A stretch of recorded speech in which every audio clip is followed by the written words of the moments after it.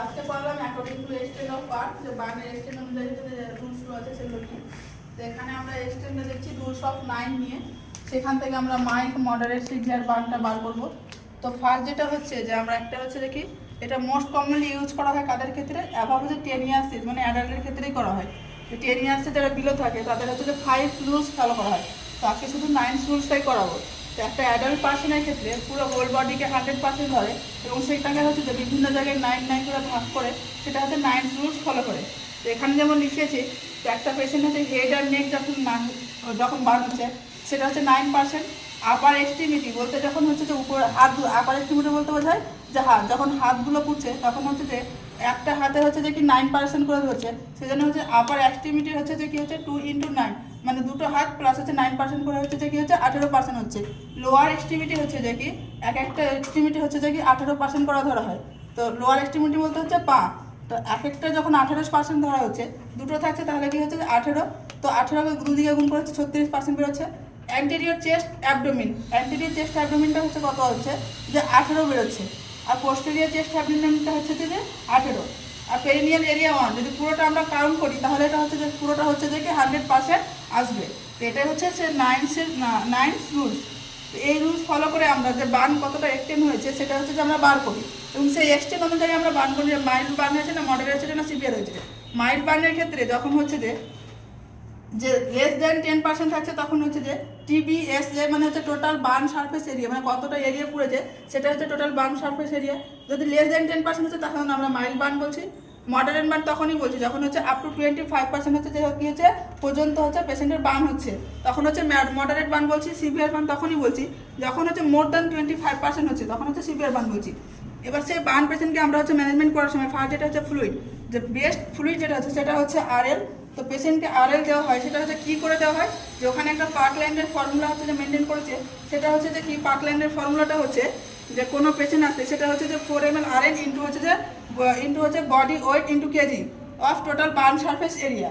তো এখানে কি করছি যে বডি ওয়েটটা থাকছে প্লাস হচ্ছে 4 ml RL আছে প্লাস হচ্ছে টোটাল বডি সারফেস এরিয়া। এটা যেমন হচ্ছে একটা উদাহরণ দিয়ে বুঝিয়েছিলাম যে একটা হচ্ছে 50 কেজির লোক, যেমন হচ্ছে একটা 50 কেজির লোক যদি এরকম হচ্ছে যে 25% বার্ন হয় এবং হচ্ছে তাহলে এটা টোটাল ফ্লুইডটা বার করতে হচ্ছে যে তাহলে 5000 ml ফ্লুইড বার হচ্ছে। এবং কী করবো সেই ফ্লুইডটা আমরা কী করবো, ফার্স্ট যেটা হচ্ছে যে 24 আওয়ার্স এই ফ্লুইডটা বার হচ্ছে, তাহলে 8 আওয়ার্স কী করবো, এর হাফটা আমাদেরকে কী হচ্ছে 8 আওয়ার্সে দিতে হবে।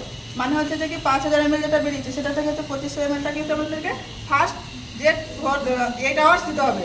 বাকি যে ফ্লুইডটা থাকছে সেটা হচ্ছে যে 16 ঘন্টা ধরে হচ্ছে যে চালাতে হবে। এটা হচ্ছে 24 আওয়ার্সে বার্ন হওয়ার 24 আওয়ার্সের মধ্যে এটা করা হচ্ছে। এবং কোনো পেশেন্ট যদি হচ্ছে দেখা গেল যে টাইমে বার্ন হয় সেই টাইম থেকে ধরে হচ্ছে 8 ঘন্টা ধরে হচ্ছে ফ্লুইডটা ক্যালকুলেট করা হয়। এবার আফটার 24 আওয়ার্সে বার্নে যেটা হয় যে ফ্লুইড ক্যালকুলেট করা হয় সেটা একটু হচ্ছে কী হচ্ছে যে RLটা যেটা 4 ml ছিল সেটা হচ্ছে কী হয় যে 2 ml RL into KG of total burn surface area, এইভাবে হচ্ছে যে বার করা হয়। দেন হচ্ছে সাইন সিনড্রোম অফ বার্ন। তো সাইন সিনড্রোমগুলো কী হচ্ছে যে বার্ন পেশেন্টের ক্ষেত্রে হচ্ছে যে কী হচ্ছে যে ইনক্রিজ ক্যাপিলারি পারমিয়াবিলিটি, এর ফলে হচ্ছে যে ভেসেলসের যে ব্লাড ইন্ট্রাভাস্কুলার ফ্লুইডটা কী হয় লস হয়, এর ফলে যে সার্কুলেটারি ওভারলোড হচ্ছে ডিক্রিজ হয়, যে হার্টে যে পরিমাণে হচ্ছে ব্লাড পৌঁছানো কথা সেই পরিমাণে হচ্ছে পৌঁছায় না। এর ফলে কী হয় যে পেরিফেরাল পারফিউশন হয়, তার ফলে বিপি কী হচ্ছে ডিক্রিজ হয়ে যাচ্ছে। বিপি যখন ডিক্রিজ হচ্ছে ভাইটাল অর্গানে তাহলে কী হচ্ছে ব্লাড সাপ্লাইটা হচ্ছে কী হচ্ছে যে ডিক্রিজ হয়ে যাচ্ছে। এখানে কী হয় যে জেনারেলাইজ এডিমা ফর্মেশন হয়। তারপরে হচ্ছে এখানে হেমাটোক্রিট হচ্ছে যে টোটাল হচ্ছে যে 100 ml ব্লাডের মধ্যে RBCর ওয়েটটা হচ্ছে হেমাটোক্রিট, তাহলে এখানে কনসেন্ট্রেশন যেহেতু ব্লাডের বেড়ে যাচ্ছে তাহলে হচ্ছে যে হেমাটোক্রিটের ভ্যালুটা কী হচ্ছে ইনক্রিজ হয়ে যাচ্ছে। হাইপোভোলেমিক শক সব থেকে বেশি দেখা যায়, হাইপার ক্যালেমিয়া সিন করা হয়, দেন হচ্ছে যে হাইপোন্যাট্রিমিয়া দেখা যায় ডিউ টু এডেমা। আর হচ্ছে এই সাইন সিনড্রোমগুলো হচ্ছে যে ফার্স্ট 24 to 8 আওয়ার্সের মধ্যেই দেখা যায়, যেটা হচ্ছে যে কি ফার্স্ট 24 to 48 আওয়ার্সের মধ্যে যে পেশেন্টের ডেথ হয় সেটা হচ্ছে যে পেশেন্টের ক্ষেত্রে ফ্লুইড ভলিউম ডেফিসিট বা ইলেকট্রোলাইট ইমব্যালেন্সের জন্যই হয়।